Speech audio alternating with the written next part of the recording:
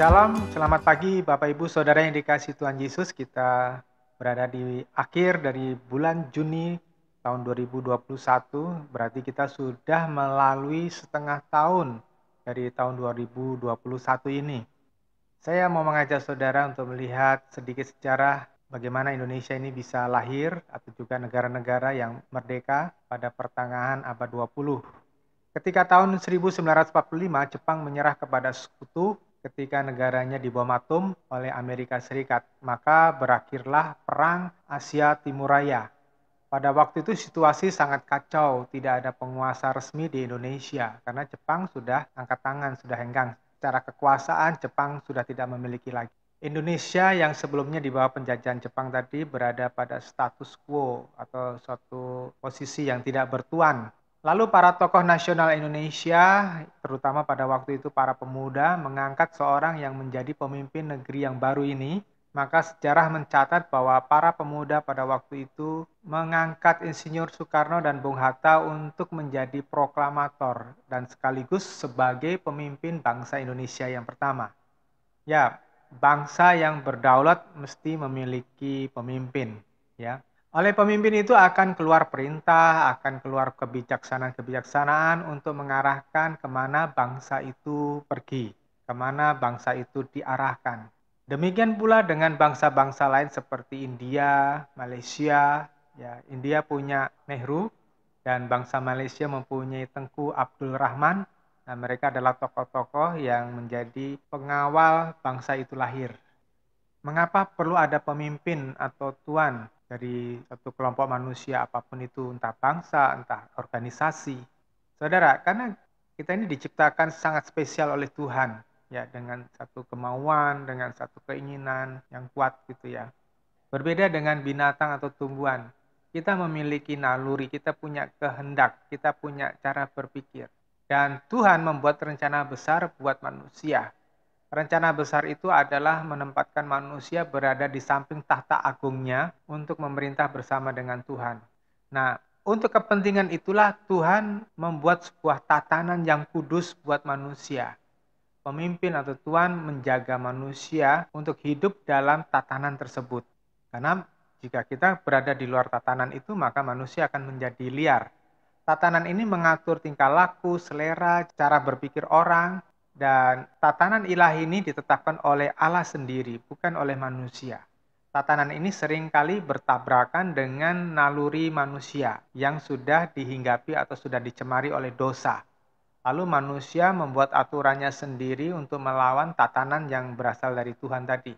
Nah, di zaman modern ini, orang suka membuat aturan-aturan sendiri, dan aturan atau ketentuan-ketentuan yang dibuatnya itu cenderung memberi ruang bebas agar tiap orang memiliki privasi atau memiliki kesempatan untuk tidak mau dikekang atau diatur oleh tatanan Allah. Dan privasi ini untuk membuat orang itu merasa nyaman dalam dunianya. Dia nggak merasa terusik lagi. Nah, ini hak-hak pribadi, hak tentang kebebasan pribadi yang menjadi dasar hubungan antara individu dengan individu yang lainnya, bahkan antara rakyat dengan negara. Nah, pada zaman now, pada zaman saat ini, terutama di dunia barat, selama orang tidak mengganggu orang lain, maka ia berhak melakukan apa saja. Sehingga standar moralitas, sopan santun, nilai-nilai keagamaan, itu sudah dianggap kuno oleh banyak orang, terutama di negara-negara barat. Menurut saya, bercermin pada Alkitab, kebebasan dan nilai moral yang dianut oleh orang-orang muda pada zaman sekarang ini, itu sudah terlalu kebablasan. Kebablasan yang paling fatal adalah tidak lagi menghormati Tuhan Allah. Itulah sebabnya di Eropa, orang muda itu sudah tidak peduli lagi pada Tuhan. Mereka meninggalkan gereja. Ada banyak gedung gereja di Eropa yang sudah menjadi kosong dan bahkan sudah beralih fungsi. Saya membaca ada lebih dari 500 gedung gereja telah dibeli oleh orang-orang muslim menjadi masjid dan bahkan ada yang dirubah menjadi bar, bahkan menjadi pabrik bir. Ya. Hari Minggu bukan lagi sebuah hari yang mewajibkan orang pergi beribadah, bukan hari yang sakral untuk menghormati Tuhan, tetapi hari Minggu adalah hari bagi kebanyakan orang muda untuk bersenang-senang, berhura-hura, dan melakukan segala aktivitas yang tidak ada hubungannya dengan Tuhan, tetapi hanya untuk memuaskan kedagingan dan keinginan mata serta keangkuhan hidupnya.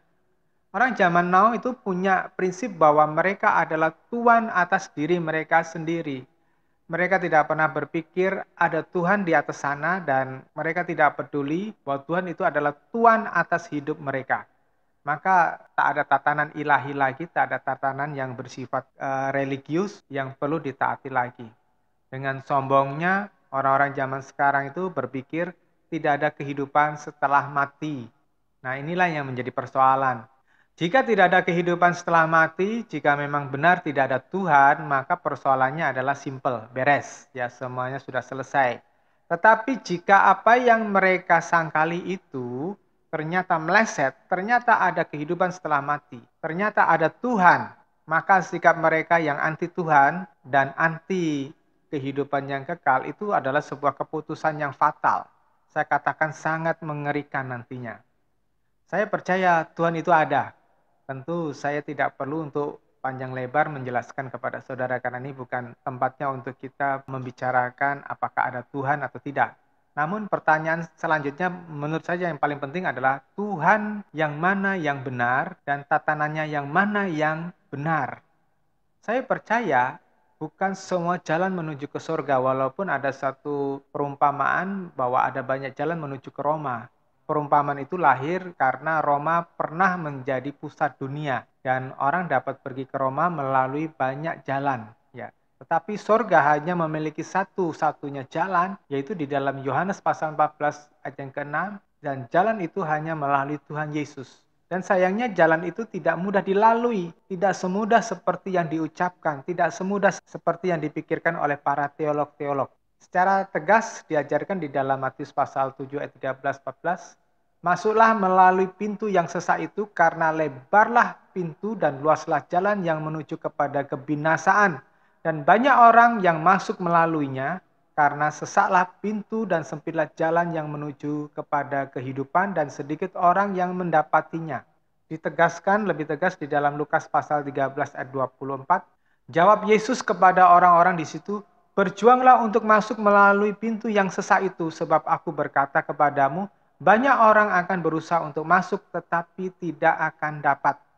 Saya ulangi, banyak orang akan berusaha untuk masuk. Maksudnya melalui pintu yang sempit, yang jalan yang sempit tadi, tetapi tidak akan dapat melalui pintu yang sempit tadi.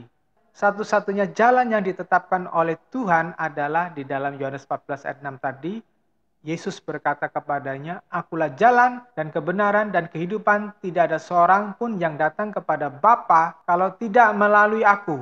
Saya mempercayai hal ini. Saya percaya kalimat itu asli keluar dari mulut Tuhan Yesus. Bukan rekayasa Yohanes menuliskan kalimat tersebut. Tidak ada jalan lain menuju kepada kekekalan di sorga kalau tidak melalui Yesus Kristus. Itu adalah harga mati. Dan itu tidak bisa disangkali oleh orang lain. Sekalipun banyak orang muda pada zaman sekarang ini tidak mempercayai kalimat tersebut. Banyak orang muda meninggalkan iman kepada Yesus karena mereka memilih pasangan yang tidak seiman, atau ketika merasa bahwa hidup rohani di dalam Kristus itu menghambat kesenangan mereka untuk berbuat semaunya. Bagi mereka agama tidak lebih dari pakaian yang dapat ditanggalkan atau dicopot ketika sudah membosankan. Mereka sebetulnya tidak mengerti siapa diri mereka dan siapa pencipta sesungguhnya. Nah, saudara, waktulah yang akan membuktikan siapa yang benar. Tetapi ketika pembuktian ini terjadi, ya ketika itu sudah dinyatakan, pasti penyesalan akan terjadi karena orang nggak akan bisa balik lagi. Maka topik khotbah saya pada hari ini adalah tak seorang pun dapat mengabdi kepada dua tuan. Itu di dalam Matius pasal yang ke-6 ayat yang ke-24. Hari ini saya akan berbicara khusus untuk Anda yang tidak mau menyesal di kemudian hari. Dalam firman yang berkata, tak seorang pun dapat mengabdi kepada dua tuan dalam Matius pasal 6 ayat yang ke-24, saya ingin mengajak Anda mengkaji arti mengabdi. Mengabdi di dalam Matius 6 ayat yang ke-24 tadi adalah terjemahan dari kata doulewen, artinya serve atau to be a slave, be in bondage. Ya, artinya melayani, menjadi seorang budak atau pelayan dan mengikatkan diri. Artinya, orang yang mengabdi adalah orang yang bersedia mengikatkan diri kepada seseorang untuk melayani orang yang menjadi tuannya dan menjadikan dirinya sebagai budak atau hamba dari sang tuan tersebut. Pernyataan dan penjabaran tentang mengabdi dan pengabdian ini sepertinya sederhana dan sepele. Tetapi kita harus mengerti suasana zaman dan tatanan yang ada pada saat Alkitab ini ditulis. Ya, pada saat Tuhan Yesus bersabda pada waktu itu. Saat itu orang masih mengenal sistem perbudakan. Dalam sistem perbudakan, seseorang yang menjadi budak biasanya berasal dari suku atau bangsa yang ditaklukkan dalam suatu peperangan. Pihak pemenang akan menguasai atau menjajah seluruh harkat hidup orang yang ditaklukkan tadi dan dijadikan budak. Perbudakan juga dapat terjadi pada orang-orang yang diculik lalu dijual sebagai budak. Saudara masih ingat ketika Yusuf dijual oleh kakak-kakaknya kepada Ismail dan dia dijual sebagai budak. Lalu terminologi budak ini dipakai dalam hubungan antara manusia dengan Tuhan. Tetapi saya percaya ini sulit untuk kita bayangkan pada orang-orang Kristen pada zaman sekarang ini, ya. Karena begitu seseorang memberi dirinya menjadi budak dari seseorang, maka kebebasannya itu menjadi hilang. Dan masalahnya orang zaman sekarang itu tidak mau kebebasannya hilang. Dia maunya semaunya sendiri, bebas gitu ya. Saudara, ketika saudara menyerahkan diri saudara menjadi budak ya, itu berarti kebebasan saudara itu menjadi milik orang yang menjadi tuan saudara. Nah, ini sungguh sulit. Sadar atau tidak sadar menjadi budak atau menjadi hamba dari pribadi lain berarti ia kehilangan kebebasan. Ada dua jenis perbudakan atau perhambaan ya. Satu, perbudakan yang tidak disadari dirinya diperbudak. Di dalam Yohanes pasal 8 ayat 34, Tuhan Yesus mengajarkan tentang ada orang-orang yang tidak menyadari bahwa dirinya itu adalah budak dosa. Firman Tuhan berkata, Yesus menjawab mereka, sesungguhnya aku berkata kepadamu, setiap orang yang berbuat dosa adalah hamba dosa. Ini ditujukan kepada orang-orang Farisi, orang-orang Yahudi yang merasa bahwa dirinya itu tidak diperhamba atau tidak dijajah oleh siapapun, walaupun secara politik mereka ada di bawah kekuasaan Roma, tapi secara harga diri mereka merasa mereka orang merdeka. Dan Tuhan Yesus mengingatkan bahwa setiap orang yang berbuat dosa itu adalah hamba dosa, itu adalah budak dosa. Perbudakan jenis yang ini itu tidak diketahui atau tidak disadari oleh yang bersangkutan.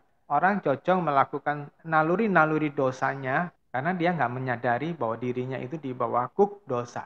Nah, perbudakan ini membuat seseorang dimanjakan oleh keinginan daging, keinginan mata, dan keangkuhan hidupnya. Perbudakan ini malah mendorong orang boleh berbuat semaunya sendiri. Boleh berpikir semaunya sendiri, boleh mengumbar emosi semaunya sendiri, boleh berkata-kata semaunya sendiri. Istilahnya pokoknya mulutnya asal jeplak saja dia puas. Nah, perbudakan ini juga membuat orang memendam perasaannya semaunya sendiri, entahkah itu perasaan dendam, sakit hati, iri hati, ya. Perbudakan ini membuat orang itu memiliki kesenangan semaunya sendiri, ya. Kenapa banyak orang yang terikat dengan pornografi? Kenapa banyak orang yang terikat dengan perzinahan? Kenapa banyak orang yang terikat dengan perjudian? Kenapa ada orang yang senang mengumbar kemarahan, kebencian, ya, senang berantem? Ya, itu karena apa? Mereka memiliki kesenangan semaunya sendiri. Perbudakan ini juga membuat orang memiliki karakter yang semaunya sendiri. Karakternya keras, karakternya egois, karakternya tidak peduli sama orang lain, karakternya sombong, dan sebagainya. Perbudakan yang pertama ini diciptakan oleh iblis tentu, dan membuat manusia yang diperbudak mengalami addiction atau ketagihan pada dosa. Orang-orang ini tidak menyadari apa yang dikatakan di dalam Pengkhotbah pasal 12 ayat 14, karena Allah akan membawa segala sesuatu yang mereka lakukan ke pengadilan. Ia tahu tentang segala sesuatu yang dilakukan orang, bahkan hal-hal rahasia yang baik dan yang buruk. Allah akan membawa setiap orang kepada pengadilan, terutama pada pengadilan akhir zaman nanti. Nah, terus yang kedua saya mau berbicara tentang perbudakan yang happy ending. Ya, perbudakan dalam kesadaran, karena Kalau yang pertama tadi orang bisa tidak sadar bahwa dirinya diperbudak, tetapi perbudakan yang kedua adalah perbudakan yang orang itu sadar. Saya gunakan istilah perbudakan dengan tanda petik ini ya karena memang sepertinya orang dirampas kebebasannya. Sepertinya orang diperbudak harkatnya. Orang menjadi tidak bisa semaunya sendiri. Sepertinya ada aturan yang berat yang harus dia dorong melalui jalan yang curam. Sepertinya ada beban yang berat harus dia dorong. Dan saya percaya sebagian orang akan sangat berontak atau tidak suka dengan sistem ini, termasuk orang Kristen sekalipun. Yakni orang Kristen yang tidak mau dilahirkan baru. Atau orang Kristen yang menolak berubah mindset-nya. Paulus sangat tahu jahatnya manusia lama yang mau menyeret orang kembali ke jalan menuju ke neraka. Ya, jalan menuju ke maut. Di dalam 1 Korintus pasal 9 ayat ke-27. Namun aku melatih tubuhku dengan keras dan menguasainya supaya sesudah aku memberitakan Injil kepada orang lain, aku sendiri tidak ditolak. Paulus menyadari ada potensi yang besar dalam dirinya untuk memberontak kembali, untuk memberontak kepada Allah. Maka di sini dikatakan, aku melatih tubuhku dengan keras. Melatih tubuh ini bukan olahraga, bukan exercise untuk membentuk otot kebugaran gitu, bukan. Tetapi melatih nuraninya, melatih hati nuraninya, melatih karakternya, melatih cara berpikirnya. Untuk dia bisa menguasai, karena apa? Karakternya itu adalah karakter dosa yang menyeretnya kembali kepada kehidupan yang lama. Dan ini harus dilatih untuk tidak takluk kepada keinginan dosa. Maka Tuhan sendiri berkata bahwa orang yang tidak mau menyangkal dirinya itu tidak layak bagi Tuhan. Ini Tuhan katakan di dalam Matius pasal yang ke-16. Ini benar-benar nggak mudah loh. Bagaimana tidak? Orang yang mau mengikuti Tuhan harus berani menyangkali segala kesenangan lamanya. Yakni kesenangan-kesenangan yang tidak memuliakan Tuhan. Jika awalnya ia bisa berbuat semaunya sendiri seperti yang tadi saya ceritakan, lalu tiba-tiba ia berada di bawah suatu otoritas, yaitu otoritas Tuhan, dan kebebasan untuk berbuat semaunya tadi hilang karena harus mengikuti aturan baru dari Tuhan. Misalnya, jika dahulu ia bisa mengumbar emosinya, melepaskan ledakan amarahnya, atau rasa tidak senangnya, jika dahulu ia bisa menjadi orang yang gengsinya tinggi gitu ya, tidak mau meminta maaf duluan, tidak mau menyapa orang lain lebih dulu ya. Jika dahulu ia lebih membiarkan hatinya dipenuhi dengan iri hati, dengki, rasa tidak suka kepada orang lain, rasa tidak suka kepada orang lain yang menjadi saingannya, atau memenuhi hatinya dengan kebencian atau kemarahan yang terselubung. Jika dahulu cita rasanya itu pada barang-barang mewah, ya barang-barang yang harganya mahal-mahal, atau cita rasanya itu tergantung kepada pergaulan dengan teman-teman yang wah gitu ya, teman-teman dekat atau pacar ya, lebih daripada Tuhan. Jika dahulu ia bisa mudah emosi ketika harga dirinya diinjek-injek ya, atau ketika mendapatkan kesuksesan atau mendapatkan promosi atau mendapatkan harta yang berlimpah, orang bisa menjadi emosi ketika itu semuanya itu terganggu. Jika dahulu ia suka bermusuhan, mendiamkan orang lain selama berbulan-bulan, tidak peduli pada firman Tuhan yang berkata di dalam Efesus pasal 4 ayat ke-26, apabila kamu menjadi marah, janganlah kamu berbuat dosa, janganlah matahari terbenam sebelum padam amarahmu. Tetapi banyak orang tetap menyimpan kemarahan dalam hatinya sampai berhari-hari, sampai berminggu-minggu. Jika dahulu kita bisa menikmati kekayaan tanpa peduli orang lain, tanpa peduli kesusahan orang lain, dan tanpa peduli pekerjaan Tuhan. Lalu kita disuruh berubah saat ini. Kita disuruh mengikuti standar hidupnya yang Tuhan ajarkan, yang Tuhan teladankan. Standar yang sama sekali berlawanan dengan kesukaan daging kita, kesukaan mata kita, keangkuhan hidup kita. Tapi sadarlah, bahwa hal-hal yang tidak Anda sukai ini akan membawa Anda lolos dari penghakiman akhir, akan membawa Anda lolos dari lubang neraka. Apa yang saya ajarkan ini sepertinya berlawanan dengan pengajaran Kristen pada umumnya. Mungkin ada yang beranggapan bahwa saya mengajarkan legalisme, yakni keselamatan Kristiani ini karena iman yang plus. Ya, maksudnya plus dengan amal perbuatan baik. Saya kira orang yang beranggapan demikian itu tidak mengerti semangat kesucian yang diajarkan oleh Alkitab. Semangat kekudusan atau pietisme yang diajarkan oleh Tuhan Yesus. Biasanya orang jenis ini tidak mau diusik tabiat dosanya atau sekedar suka berteori saja, artinya sekedar hanya ngomong doang, artinya hanya pandai bicara, pandai khotbah atau mengajar, tetapi ketika menerapkannya ia mengalami kesulitan sendiri, ya. Nah, saudara, cara mengabdi yang dikehendaki Tuhan, saya berikan ada 3 poin, ya. Yang pertama, apa yang dipandang sebagai harta dalam kehidupan ini. Terus yang kedua, kepada siapa kita menundukkan diri. Terus yang ketiga, mata yang melihat dengan jelas atau terang terhadap kehendak Tuhan. Nah, kita akan membahas satu persatu. Yang pertama, di mana hartamu berada, di situ juga hatimu berada. Matius pasal 6 ayat 21. Saudara, harta adalah sesuatu yang mempesona orang. Harta akan menjadi objek yang didambakan dan dikejar dan diperebutkan oleh banyak orang. Kesukaan harta duniawi itulah yang mendorong politik monopoli atau organisasi-organisasi kejahatan. Mengapa ada orang-orang membangun kartel-kartel obat bius, ya, mafia-mafia kejahatan, bahkan perang-perang yang baik regional maupun perang besar, itu pada dasarnya adalah rebutan harta dunia. Oleh karena harta itulah lahir berbagai dosa, berbagai iri hati, berbagai perpecahan, berbagai kekejaman. Dan orang bisa menjual diri demi memetik kemewahan, baik melalui menjadi model-model gambar porno, menjadi pelacur, maupun menjadi bintang film yang panas, ya, mempertontonkan aurat tubuhnya. Nah, itulah alasan-alasan mengapa orang mengejar harta duniawi. Karena dasarnya itu berasal dari si jahat, maka outputnya pun akan menjadi jahat. Harta yang lama itu akan menjadi penghalang bagi kekudusan. Misalnya ya, filosofi hidup, kepercayaan yang salah. Misalnya bahwa semua agama itu sama atau sebaliknya intoleransi pada agama lain sehingga bisa berbuat kejam, bisa berbuat biadab, vandalisme kepada orang-orang beragama lain. Atau terlalu toleransi sehingga tidak ada batasan yang jelas. Akhirnya semuanya bisa masuk, ada inkulturisasi, ada sinkritisme masuk di dalam praktek-praktek kekristenan. Padahal tidak semua agama memperkenalkan Tuhan yang benar.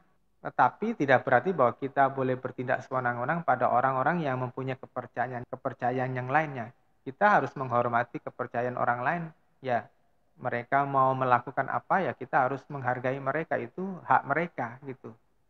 Saudara, harta yang lama itu menghalangi kita untuk membuang karakter kita yang buruk seperti keras kepala, sombong, gengsi, pendendam, iri hati. Harta yang lama itu cenderung memelihara kebiasaan buruk seperti suka bertengkar, pemabuk, pejudi, pezina, penggosip, suka ngomongin orang lain. Harta yang lama itu juga membuat cara pandang kita keliru. Misalnya ya, harta adalah sumber kebahagiaan, kekuasaan, dan jabatan harus dikejar. Kecantikan adalah standar penampilan. Ya, kita keliru menerapkan nilai-nilai apa yang diutamakan dalam keluarga.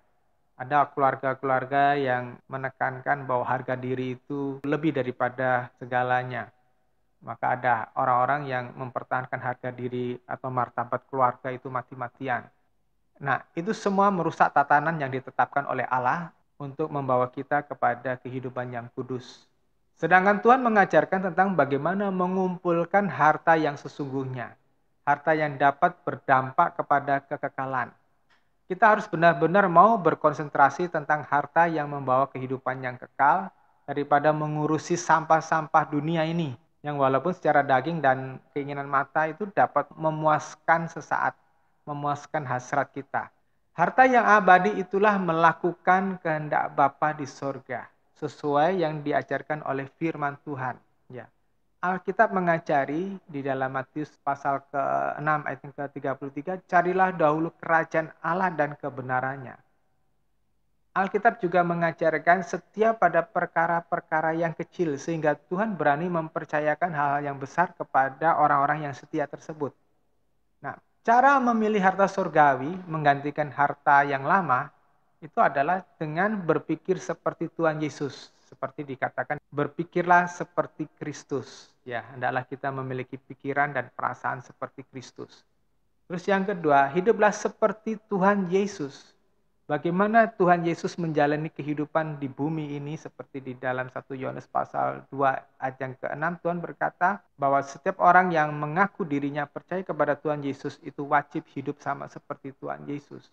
Jalani kehidupan Tuhan Yesus, jalani kehidupan yang tulus, yang murni, yang diserahkan hidupnya hanya untuk kepentingan Tuhan. Terus yang ketiga, memiliki hati seperti Tuhan Yesus. Di dalam Matius pasal 11 ayat 28-29. Belajar kepada Tuhan untuk memiliki hati yang rendah hati dan lemah lembut. Orang yang rendah hati adalah orang yang gampang diajar. Nggak balelo, nggak maunya sendiri. Tapi kalau orang sombong itu biasanya mempunyai nilai-nilai sendiri yang membuat dia susah untuk diajar oleh firman Tuhan. Karena dia merasa dirinya sudah pinter. Karena dia merasa dirinya sudah oke-oke aja. Nah, Tuhan mengajarkan di dalam Matius pasal 11 ayat 29 tadi, belajarlah kepadaku karena aku rendah hati dan lemah lembut. Nah, kalau saudara memiliki kerendahan hati, saudara akan membuka diri untuk diajarkan oleh firman Tuhan. Ya, bukan apa yang Anda pikirin sendiri. Terus yang keempat adalah hidup untuk kepentingan Bapa. Ini diucapkan oleh Tuhan Yesus sendiri di dalam Yohanes pasal 4:34 bahwa makananku ialah melakukan kehendak Bapa dan menyelesaikan pekerjaannya. Saudara, kita ini banyak ditipu oleh setan, raja dunia ini. Bahwa seakan-akan urusan kita di dunia ini adalah untuk mengejar harta, mengejar kesenangan dunia ini. Padahal itu hanya tipuan fana saja, tipuan dari setan. Ya, yang harusnya kita lakukan adalah kita ini memfokuskan, memusatkan perhatian kita ini kepada kepentingan Bapa. Saudara bisa menjadi kaya raya, menjadi konglomerat. Ya, berapa lama sih saudara bisa menikmati kekayaan saudara? 70 tahun, 80 tahun. Setelah itu saudara nggak bisa menikmati. Jika saudara salah menggunakan ini, susahlah saudara nanti. Ya, saudara akan mendapat penghakiman karena semua yang kita terima ini, semua yang kita dapatkan itu hanya kepercayaan dari Tuhan. Ya, tahukah Anda bagaimana bisa berpikir seperti Kristus, bisa memiliki hati seperti Kristus? Saudara, firman Tuhanlah harta yang sesungguhnya. Firman Tuhanlah yang memandu kita untuk mengerti apa yang menjadi kehendak Tuhan. Dengan firman Tuhan, karaktermu, cita rasamu, cara berpikirmu itu dapat diubah. Maka benar ayat yang berkata di dalam Matius pasal 5 ayat ke-6, diberkatilah mereka yang lapar dan haus akan kebenaran, sebab mereka akan dikenyangkan. Kenapa? Karena orang yang haus dan lapar akan kebenaran, dia akan mencari kebenaran, dia akan mencarinya di dalam firman Tuhan. Dan saudara, orang yang mencari firman Tuhan, itu akan lama-lama akan mengenal hati Bapa. Dan ketika orang itu mengenal hati Bapa, maka yang lainnya tidak menjadi utama, maka yang lainnya itu tidak menjadi penting. Ya. Nah, di situ dia mengalami kepuasan ketika dia menyenangkan hati Bapa. Inilah kebenarannya. Maka saudara, kesukaan saya adalah mendengarkan firman Tuhan, mendengarkan khotbah-khotbah walaupun keras sekalipun ya, bisa membuat telinga panas gitu. Tetapi kalau itu sesuai Alkitab itu saya dengarkan. Setiap hari saya mendengarkan firman Tuhan, entah lagi santai, entah lagi nyetir mobil ya, saya putar khotbah yang dikirimi oleh teman saya. Tentu saya milih-milih khotbah yang benar ya, dan khotbah-khotbah yang membangun kedewasaan rohani. Saya menghindari khotbah-khotbah yang lembek-lembek atau yang hanya sekedar memberi angin surga. Maka saya sangat heran ya, jika ada orang yang tidak suka mendengar khotbah-khotbah yang demikian. Jika ada orang yang tidak tangkap kepada khotbah-khotbah demikian. Ya, itu saya heran sekali. Terus yang kedua tadi saya katakan tentang penundukan diri, menundukkan diri. Menundukkan diri itu berarti berserah. Di dalam Yakobus pasal 4 ayat ke-7, firman Tuhan katakan, karena itu tunduklah kepada Allah dan lawanlah iblis, maka ia akan lari daripadamu. Mendekatlah kepada Allah dan ia akan mendekat kepadamu. Tahirkanlah tanganmu, hai kamu orang-orang berdosa, dan sucikanlah hatimu, hai kamu yang mendua hati. Saudara, tunduk dari bahasa Yunani hypotakete yang artinya to obey, artinya patuh. Nah, saudara yang dikasih Tuhan, jadi kalau orang itu tunduk, dia harus mematuhi orang yang dijadikan tuannya. Ya, harus memiliki penundukan diri, harus memiliki submission kepada orang yang dia jadikan tuan. Nah, saya memilih salah satu bentuk pengabdian diri ini dengan penundukan diri karena apa? Karena tanpa sikap penundukan diri, orang yang mau mengabdi kepada Tuhan itu tidak akan patuh kepada firman-Nya. Penundukan diri yang diinginkan Tuhan bukan tunduk seperti bangsa yang dikalahkan perang, lantas tunduk pada penguasa barunya dengan rasa takut. Penundukan diri yang saya maksudkan juga bukan penundukan diri hanya untuk memuaskan kepentingan diri sendiri, karena itu namanya menjilat, karena itu munafik ya. Tetapi gambaran tentang penundukan diri itu bisa dilihat dari gambaran tentang penundukan diri seorang istri kepada suami. Di dalam Kolose pasal 3 ayat yang ke-18, hai istri-istri tunduklah kepada suamimu sebagaimana seharusnya di dalam Tuhan.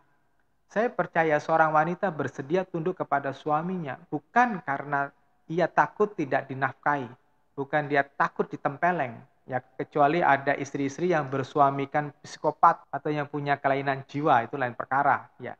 Tetapi seorang wanita yang mencintai seorang pria dan menjadikan pria itu sebagai suaminya, ia bersedia tunduk kepada suaminya secara sukarela. Karena apa? Sangat mengasihi suaminya dan percaya pada suaminya. Karena mengasihi berarti juga berkorban.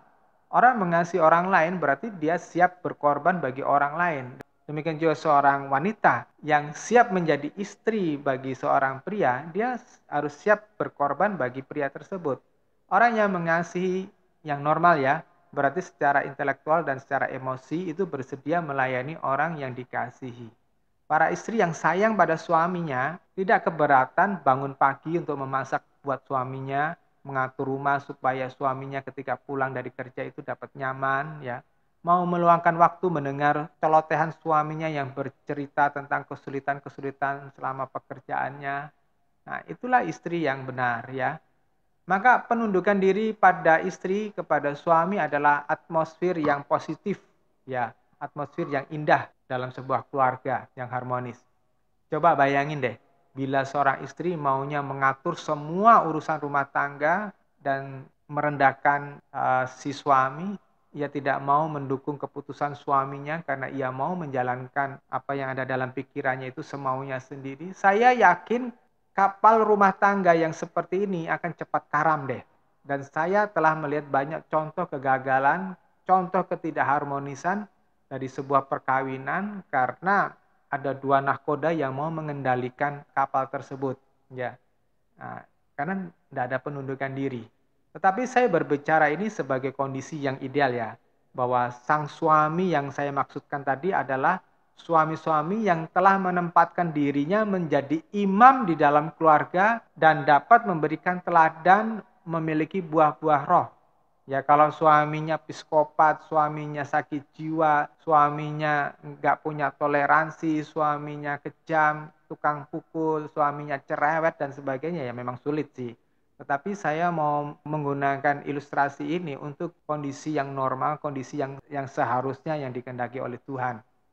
Dalam hubungan dengan Tuhan, pendudukan diri yang benar pada umatnya itu mestinya didasarkan pada cinta kepada Tuhan.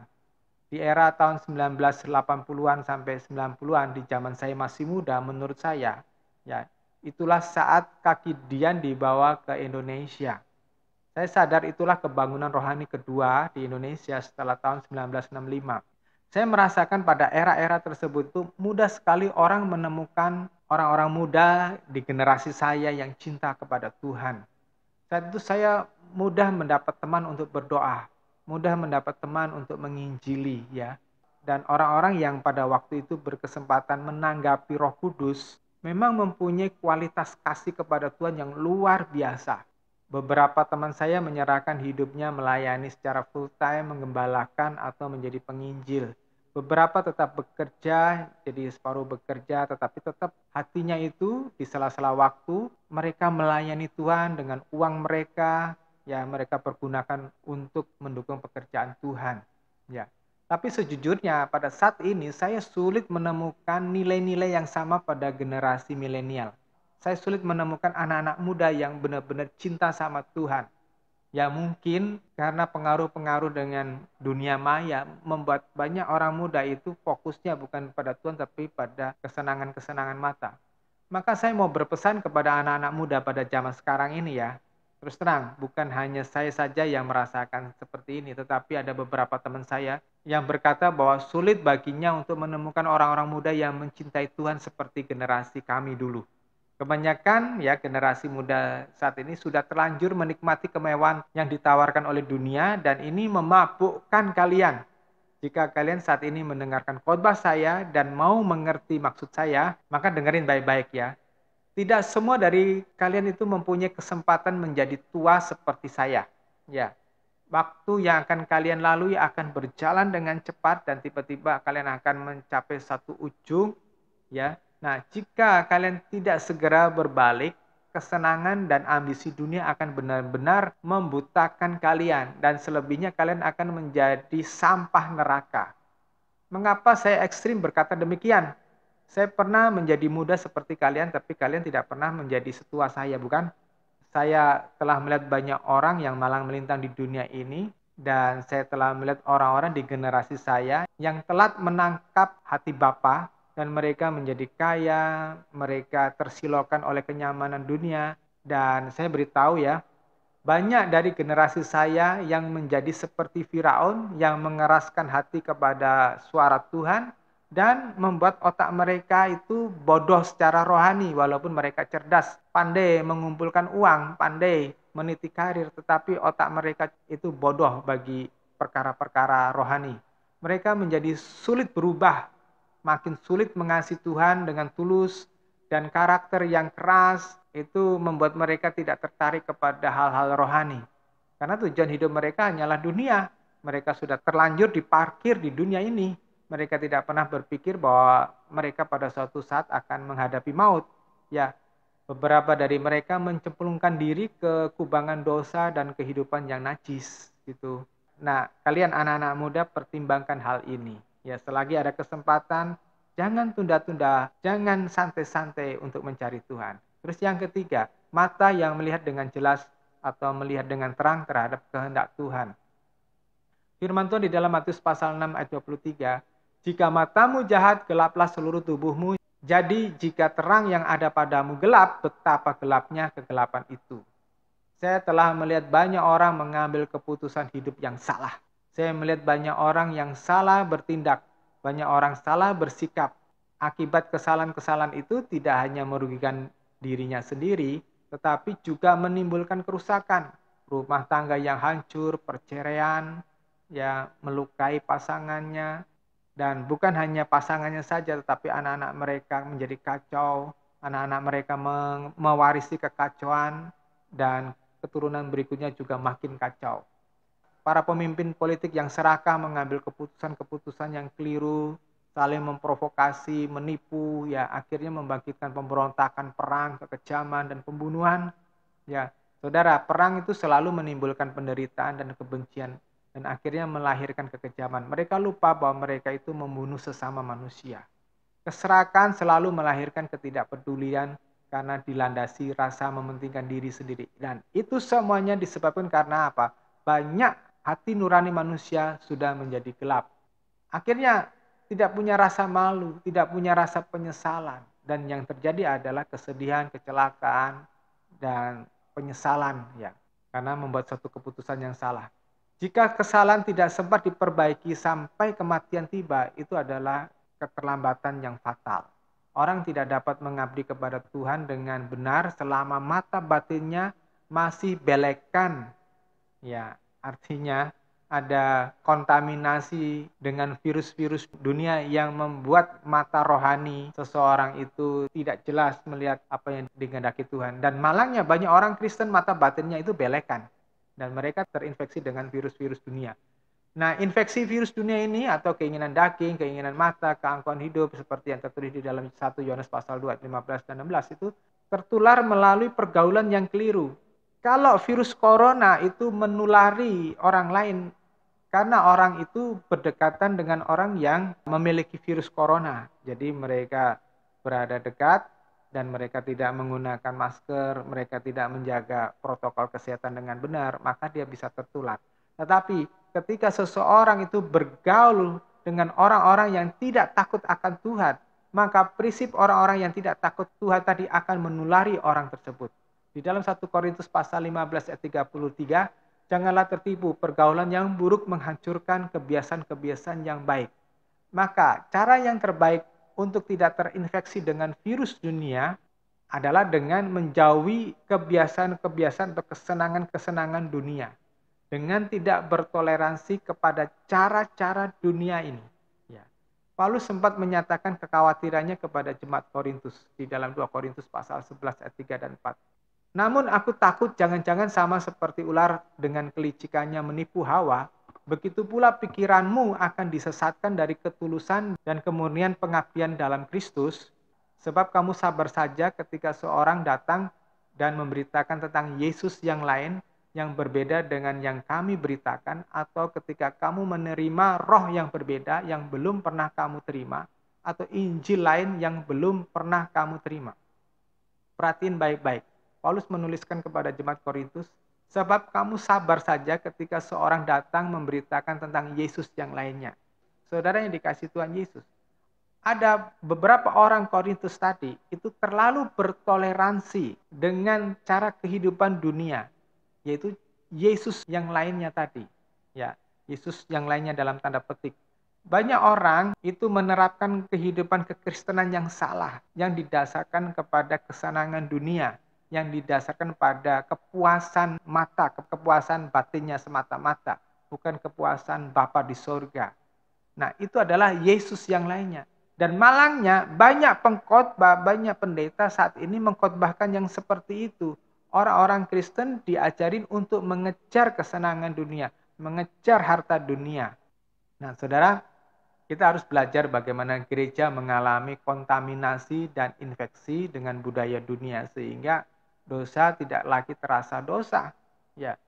Saudara, saya harus tegaskan, Tuhan itu tidak tertarik dengan sistem agamawi.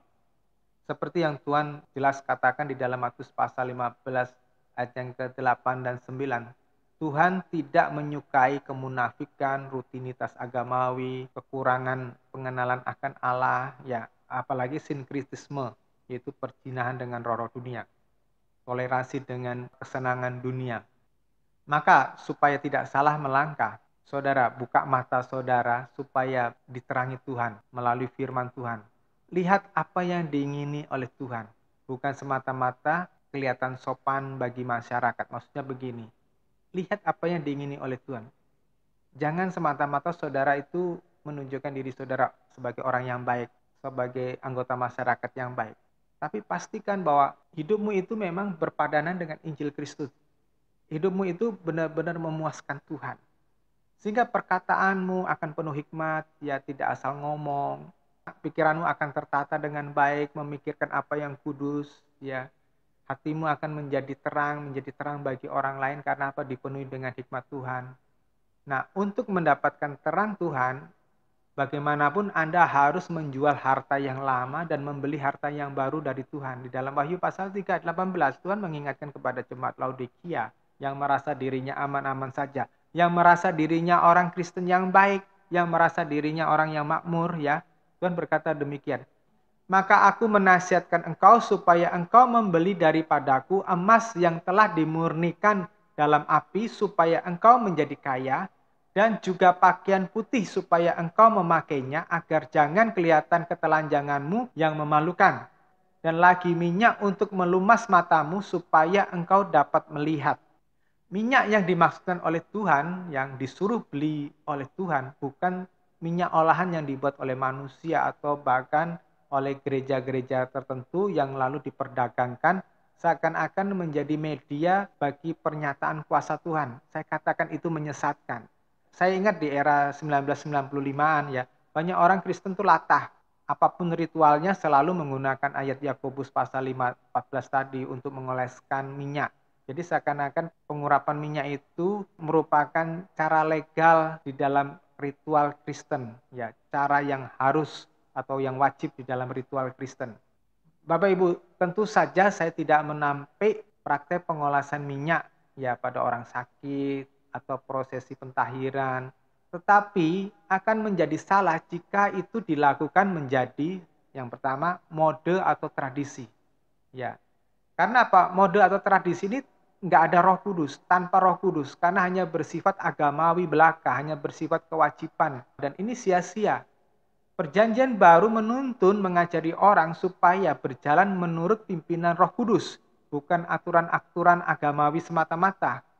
Ya, berkali-kali Tuhan mengingatkan bahwa kegiatan agamawi tanpa kasih yang sejati itu memuakkan Tuhan. Nah, terus yang kedua, yang parah lagi adalah apabila prosesi pengolesan minyak itu menjadi jimat, dan ini benar-benar berhala. Ya. Penyembahan yang benar adalah penyembahan yang menyembah Bapa di dalam roh dan kebenaran. Jadi tidak ada unsur-unsur berhala yang boleh masuk di dalam praktek keagamaan kita ini. Ya, dan Roh Kudus itu sangat dinamis. Perhatikan, dalam proses penyembuhan Tuhan itu tidak ada sesuatu yang bersifat baku. Ya, Tuhan pernah meludah di tanah, lalu ludahnya tadi dioleskan ke mata orang yang buta. Orang buta itu sembuh. Tentu kita tidak akan mempraktekkan yang sama, ya kecuali Tuhan suruh, ya. Terus ada pendeta yang meludah di tanah, lalu ludahnya itu dioleskan di mata orang buta. Saudara bisa dikemplang orang kalau berbuat seperti itu, ya. Lain waktu Tuhan mengusir penyakit itu dengan hanya menghardik saja. Lain waktu Tuhan menyuruh orang kusta pergi menghadap para imam, lalu dalam perjalanan mereka sembuh sendiri. Dalam kisah Naaman, ya, Elisa menyuruh Naaman untuk mandi di Sungai Yordan.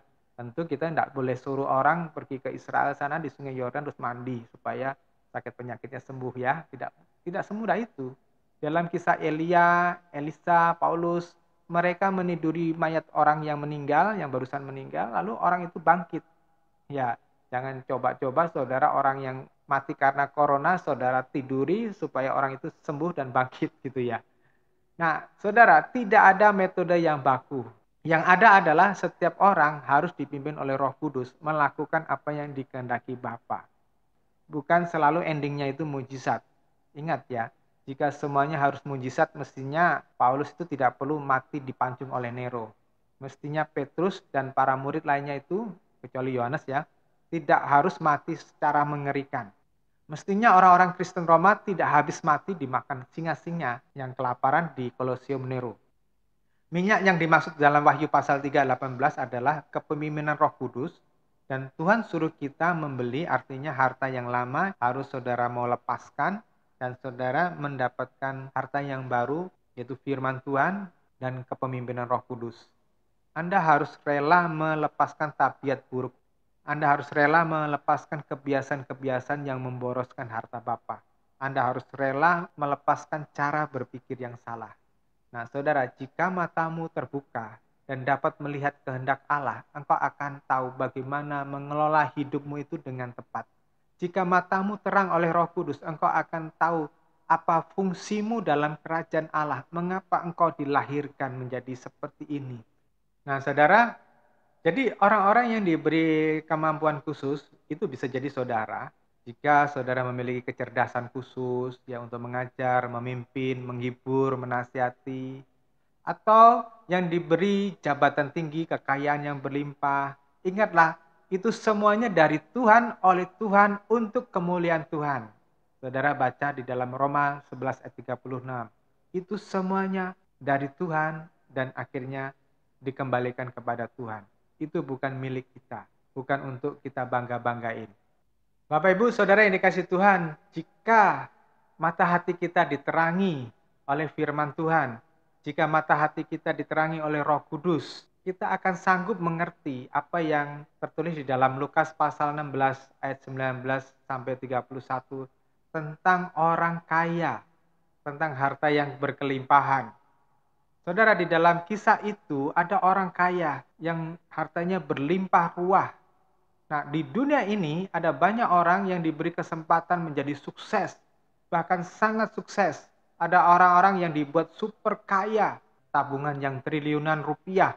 Jika orang itu tidak mengerti kenapa ia menjadi kaya, kenapa ia menjadi sukses, maka kekayaannya itu akan menjadi racun dalam hidupnya. Ya, karena matanya buta. Ya, dia nggak tahu bahwa kekayaannya itu hanya pinjaman dari Tuhan. Saudara pasti pernah membaca, ada orang-orang kaya ya dengan kekayaan yang berlimpah-limpah, tetapi rumah tangganya kacau balau. Mereka bercerai, anak-anaknya kacau balau. Ada pendeta-pendeta yang berhasil, yang sukses, yang kaya raya, tapi anak-anaknya yang kacau. Ya. Nah, saudara yang dikasih Tuhan, karena apa? Salah menggunakan kekayaannya itu. Nah, tetapi semua harta itu tidak bisa dinikmati secara kekal. Ya, tidak ada yang terus-menerus kita bisa nikmati. Nah, saudara harus mengerti bahwa ada ujung dari semua kenikmatan itu. Menurut saya, kisah Lazarus dan orang kaya di dalam Lukas pasal 16 ayat 19 sampai 31 adalah peringatan yang jelas bagaimana kita mengelola apa yang kita dapat dari Tuhan. Dalam Matius pasal 19 ayat 23, lalu Yesus berkata kepada murid-muridnya, "Aku mengatakan yang sebenarnya kepadamu, sulit bagi orang kaya untuk masuk ke dalam kerajaan surga." Itulah sebabnya saya tidak terlalu tertarik menumpuk kekayaan hanya untuk kesenangan atau kepuasan diri saya sendiri. Saya dapat mengerti bahwa harta kekayaan, jabatan, kesuksesan dalam hidup kita ini itu hanya titipan Tuhan, tidak perlu dipaksakan untuk dikejar. Ya. Karena apa? Ini adalah masalah kepercayaan Tuhan pada kita. Saya selalu mempertimbangkan Matius pasal 19 dan Lukas pasal 16 ini dengan sangat ya. Kenapa? Karena kalau sampai kekayaan itu menjerat hati saya, mata saya akan gelap. Jika mata Anda gelap, Anda akan tetap sulit mengerti apa yang Tuhan maksudkan. Anda akan sulit untuk mengerti rencana Allah dalam hidup Anda. Saudara akan sulit mengerti mengapa engkau dipanggil menjadi orang Kristen. Ya ujung-ujungnya kita akan menjadi orang Kristen yang pelit, orang Kristen yang tidak peduli sama orang lain, dan ujung-ujungnya akan membuat orang-orang seperti Karl Marx itu menjadi muak dengan gereja, menjadi muak dengan kekristenan yang mengatakan bahwa agama itu menjadi candu masyarakat. Tidak heran mengapa Mahatma Gandhi, tokoh kemerdekaan India itu bisa berkata, seandainya orang Inggris itu melakukan ajaran Yesus dengan benar, niscaya India sudah menjadi Kristen. Artinya apa? Banyak orang Kristen itu punya mata, tetapi mata hatinya sudah buta. Sehingga hidupnya tidak pernah menjadi teladan bagi orang lain. Yang ditonjolkan adalah keserakahan, ketamakan, kekejaman, intrik. Kalaupun tidak jahat, yang diutamakan pasti cara hidup yang tidak senonoh, ya tidak peduli orang lain, hura-hura. Mata yang buta dan gelap itu hanya akan menyeret kita menuju kepada kesesatan. Baru-baru ini di Siberia dihebohkan dengan orang yang mengaku dirinya itu titisan Tuhan Yesus. Dan juga terjadi di Australia yang muncul mengaku dirinya sebagai titisan Yesus. Nah ini sebetulnya orang-orang Kristen yang tidak waspada dan ini menggenapi Matius pasal 24 ayat 24. Ini menyedihkan ya. Ya orang-orang tersesat. Ya orang-orang yang bahkan yang tulus pun bisa tersesat. Nah saudara, maka jika Anda mau mengikuti Tuhan atau tepatnya mau duduk di samping Tuhan di dalam kekekalan nanti, jangan biarkan hatimu mengabdi kepada Tuhan yang lainnya selain Tuhan Yesus. Cukup ikuti Tuhan Yesus, cukup ikuti ajaran Tuhan Yesus. Amin.